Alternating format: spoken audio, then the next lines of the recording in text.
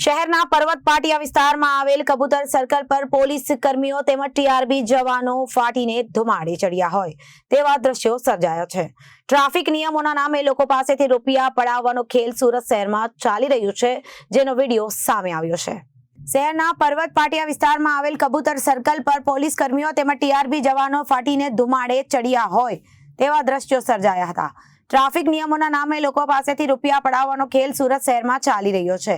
વિશેષ વાત એ છે કે પીક અવર્સ દરમિયાન જ્યારે ટ્રાફિક નિયંત્રણમાં રાખવાનો સમય હોય છે ત્યારે ટ્રાફિક વિભાગના કેટલીક ટુકડીઓ ફક્ત દંડ વસૂલી અને અમુક ટીઆરબી જવાનોએ નક્કી કરેલા તારીખા મુજબ લોકો પાસેથી રકમ લેનાર દ્રશ્યો સામાન્ય બની ગયા છે। જ્યારે કબૂતર સર્કલ પર આ વિડીયો સામે આવ્યા બાદ પોલીસ અધિકારીઓ શું પગલાં લે છે તે જોવાનું રહ્યું। રાબેતા મુજબ પોલીસ કર્મીઓની બચાવી ટીઆરબી જવાનની બદલી કરવામાં આવશે કે પછી તમામ વિરુદ્ધ કડક કાર્યવાહી કરીને ઘરે બેસાડવામાં આવશે। Bureau report, Janadesh news, Surat.